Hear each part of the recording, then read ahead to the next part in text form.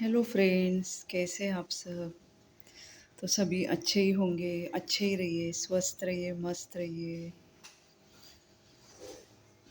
और सुबह सुबह मेरा नाश्ता बन गया। आवाज़ कहाँ से आ रही वो देख रही थी कि मैंने गैस का स्विच ऑन तो नहीं किया। तो अभी मेरी मेड आएगी 10-15 मिनट में, फिर गड़बड़। ये देखो सब कितना पसारा पसारा घर में पड़ा है। अभी मैं थोड़ी फ्री हुई हूँ। अभी खाना बनाना बाकी है। अभी सिर्फ नाश्ता बना है। नाश्ते में मैंने बनाया है थाली पीठ, हेल्दी और टेस्टी। उसका रेसिपी मैंने वीडियो में डाला है, इसके पहले के वीडियो में रेसिपी डाला है। और मैंने अभी 2 दिन पहले मूवी देखी, अमर प्रेम।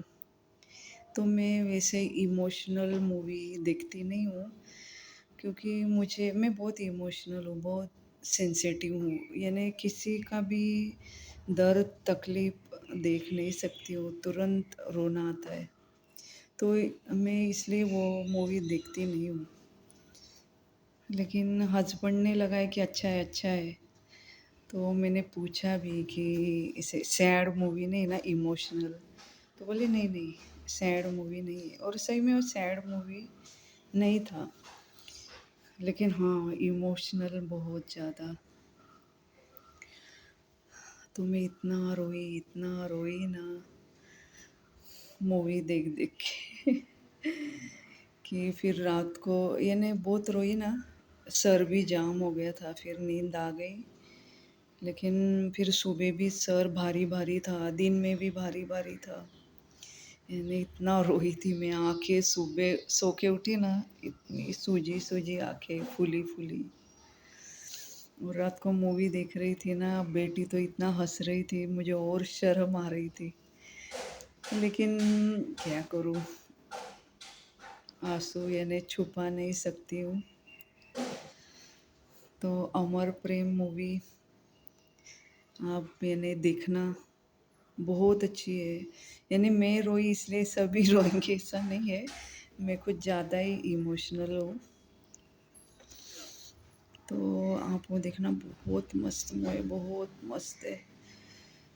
राजेश खन्ना, शर्मिला टैगोर की है। बहुत ही मस्त है। विनोद मेहरा का भी उसमें काम है। विनोद मेहरा है मेन आर्टिस्ट, यानी यही शर्मिला टैगोर और राजेश खन्ना।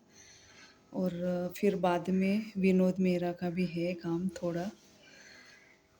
और बहुत ही मस्त है मूवी। यानी मैं उसका ब्रीफ में अगर बोलूँ शॉर्ट में, तो फिर यानी शर्मिला टैगोर, यानी एक गांव में रहने वाली लड़की, फिर उसकी शादी होती है।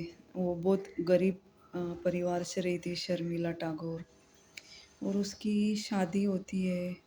और फिर उसको यानी शादी करके जाती है ससुराल में।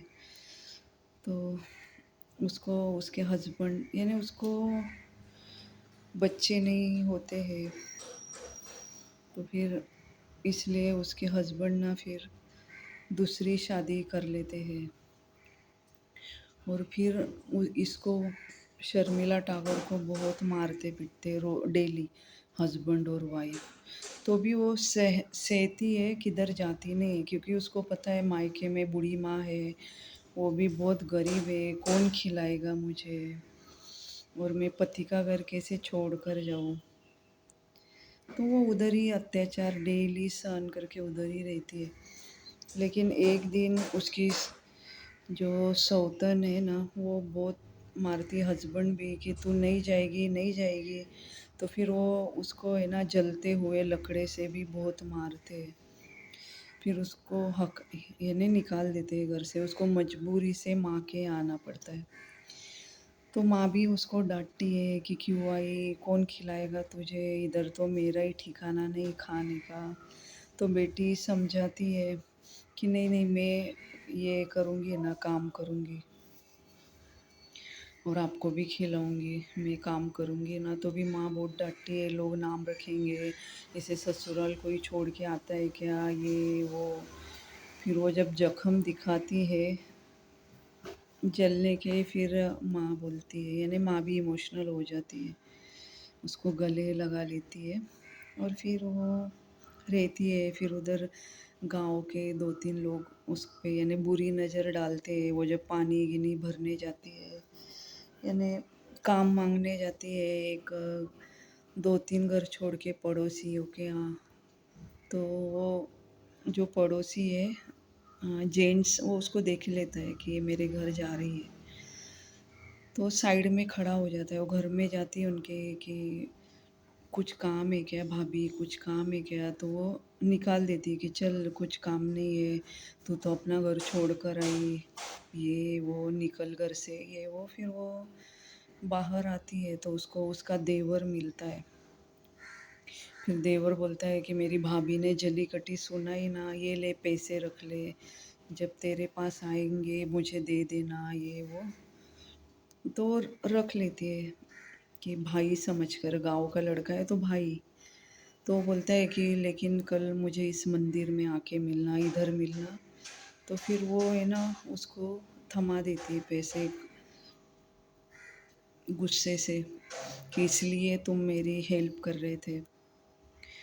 और लेकिन ये पैसे जब रखता है ना, तो वो जो भाभी रहती है ना, उसकी भाभी वो देख लेती है, यानी उसके भाभी का लड़का छोटा वो देख लेता है और माँ को जाके बोलता है कि मम्मी, काका ने ना, चाचा ने वो जो काम मांगने आई थी ना उसके हाथ में पैसे रखे। फिर ये ना एकदम तिल मिलाते हुए जाती है घर पे उसके शर्मिला टैगोर के, फिर उसके माँ के सामने बोलती है कि ये फांस रही थी, ये वो सब। फिर उसकी माँ शर्मिला टैगोर को निकाल देती है घर से, हकल देती है, निकाल देती है। फिर वो जाती है तालाब के पास, बैठती है जहाँ से वो पानी भर के लाती थी डेली। तो वहाँ पे एक नेपाली करके, यानी उनको नेपाली नेपाली बोलते हैं वो फिल्म में। तो वो अंकल उसको पहले भी बोले थे उसको कि अगर काम करना है तो कलकत्ता में है मेरे पास, कलकत्ता में। लेकिन वो बोली थी कि नहीं नहीं, फिर मेरी बूढ़ी माँ अकेली हो जाएगी इधर, उसको कौन संभालेगा, मैं बोलूँगी, सोच के बोलूँगी।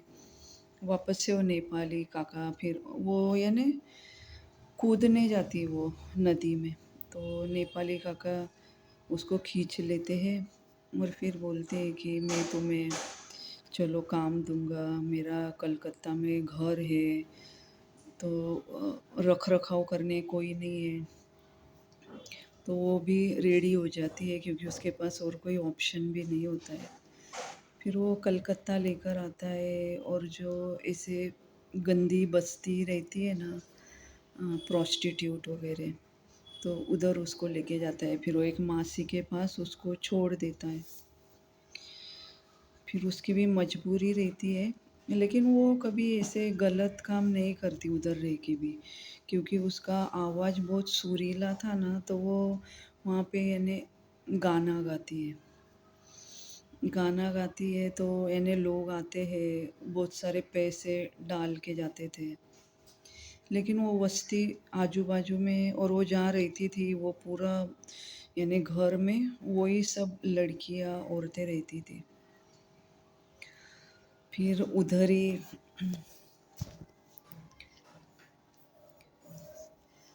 फिर उधर ही ये यानी एक छोटा बच्चा रहने आता है, यानी इसका शर्मिला टैगोर का माना हुआ भाई 3-4 घर छोड़ के उसको बस्ती में लेना पड़ता है घर, क्योंकि उधर उसका ट्रांसफ़र होता है, यानी उसके गांव का ही भाई, यानी गांव का लड़का तो भाई हुआ गांव के नाते से। तो वो आता है उसके वाइफ के साथ रहने, तो 2-3 बार उससे बात करती है, कैसे हो क्या। तो बोलता है कि मुझसे बात मत करना, मेरी बीवी को अच्छा नहीं लगेगा, तुम ऐसे बस्ती में रहती हो, ये वो ऐसा काम करती हो। फिर वो बोलती ठीक है, शर्मिला टैगोर को बुरा लगता है। तो उसकी दूसरी शादी हुई रहती है, जो जो गांव से आया रहता है ना उनकी गली में रहने, शर्मिला टैगोर, और पहले औरत का बेटा रहता है, तो जो सौतेली माँ उसको बहुत मारती है। तो फिर वो बेटा है ना बार बार शर्मिला टैगोर के यहाँ आता है, फिर वो उसको बहुत प्यार करती है, भूखा रहता है, डेली उसको खाने देती है। और इनके यहाँ राजेश खन्ना रोज आता था, इनके यहाँ नहीं, शर्मिला टैगोर के यहाँ, वो गाना सुनने और ड्रिंक ड्रिंक के लिए, क्योंकि उसकी वाइफ अच्छी नहीं रहती है राजेश खन्ना के ने, डेली पार्टी वगैरह कंटिन्यू, बाहर घर पे ध्यान नहीं देना ये वो, क्योंकि राजेश खन्ना यानी अच्छा है, यानी अच्छा पैसे वाला दिखाया है। तो ये डेली आता है, डेली फिर एक बार यानी बहुत साल कंटिन्यू उधर ही रहता है काम करने के बाद, यानी घर पे भी जाता है लेकिन आता है इधर ही। लेकिन उसका एक बार राजेश खन्ना का साला आता है और उसको बहुत जली कटी सुनाता है कि मेरे जिया जी को आप भगा दो, इधर मत आने दो, मेरी दीदी को नहीं अच्छा लगता है ये वो सब। फिर राजेश खन्ना आता है तो वो निकाल देती है राजेश खन्ना को कि इधर नहीं आने का ये वो। फिर राजेश खन्ना नहीं, पैर नहीं रखता है। लेकिन राजेश खन्ना जब भी आता था ना तो पत्रावल में डेली समोसे मिठाई, तो जो छोटा बच्चा रहता है ना शर्मिला टैगोर का, यानी माना हुआ बेटा टाइप, यानी वो चोरी से आता था छोटा बच्चा, क्योंकि उसकी सौतेली माँ ने एक दो बार देख लिया था तो उसको बहुत मारा था। तो राजेश खन्ना उसके लिए डेली समोसे मिठाई लेकर आता था। तो फिर वो राजेश खन्ना चला जाता है, फिर नहीं आता है लौट के। फिर इधर जो बच्चा है ना वो बहुत बीमार हो जाता है, सीरियस हो जाता है। तो ये शर्मिला टैगोर बहुत रोती है कि अरे इतने दिन से आया नहीं आया नहीं।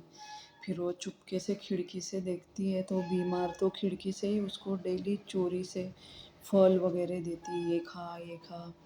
लेकिन वो और बीमार बीमार सीरियस। और उसके पापा के पास एक बड़ा डॉक्टर रहता है, तो वो बड़े डॉक्टर को घर पे लाने पैसे नहीं रहते हैं।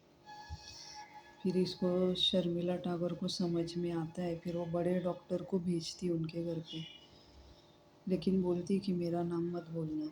फिर बड़ा डॉक्टर है ना उनके यहाँ जाता है, डेली जाता है, डेली ट्रीटमेंट। फिर वो बच्चा अच्छा हो जाता है। फिर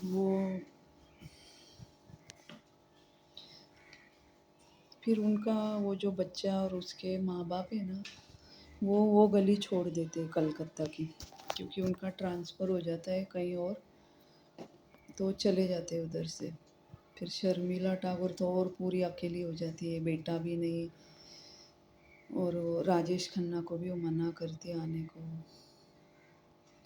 फिर वो भी उसको सब नाम रखते हैं ना कि ऐसा काम करती है ऐसे, फिर वो भी वो मोहल्ला छोड़ देती है गली। और फिर दूसरे एरिया में है ना, ऐसे हॉस्टल टाइप रहता है ना, वृद्धाश्रम ये वो, उधर वो बर्तन घिसने साफ सफाई वो लोगों का सेवा करने वो जॉब के लिए दूसरे जगह लग जाती है।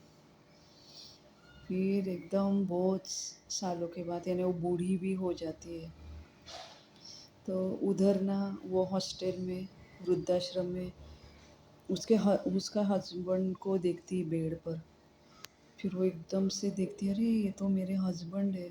लेकिन उनको दिखाई नहीं देता है, आँख काम से जा चुकी है तो दिखाई नहीं देता है उनको, उसके हस्बैंड को।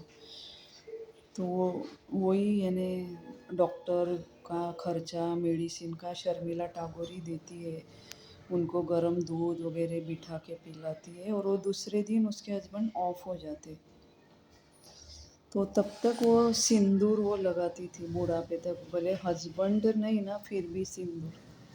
फिर उस दिन वो सिंदूर वगैरह चूड़ी तोड़ देती है, सिंदूर निकाल देती है। और फिर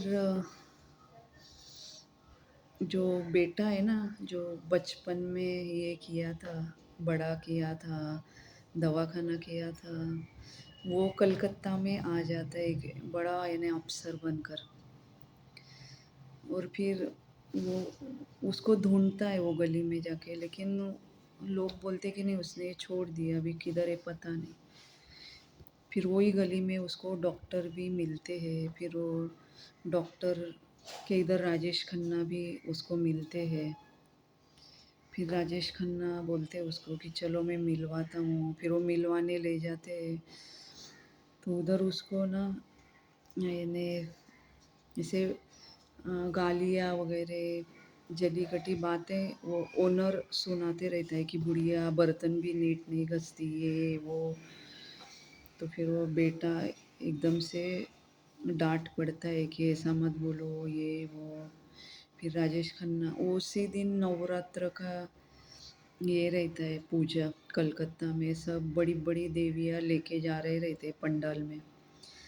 फिर राजेश खन्ना बोलता है कि जा लेके जा तेरे माँ को भी तेरे घर पे। फिर वो बेटा भी पहले टाइम बोलता है कि हाँ मेरी माँ ऐसा। और वो फिर उसको बोलता है इधर काम नहीं करेगी, अभी तू मेरे साथ रहेगी। और वो लेके जाता है उसको घर पे। और इतना अच्छा बैकग्राउंड दिखाया है कि वो माँ को घर पे लेके जा रहा है ओपन ऑटो में, और बड़ी बड़ी मूर्तियाँ भी जा रही है पंडाल में बैठने के लिए, और वो भी जा रही है। तो आप सभी देखना, अमर प्रेम मूवी बहुत मस्त है। तो अभी के लिए इतना ही, नेक्स्ट व्लॉगिंग में मिलते हैं, तब तक के लिए बाय बाय।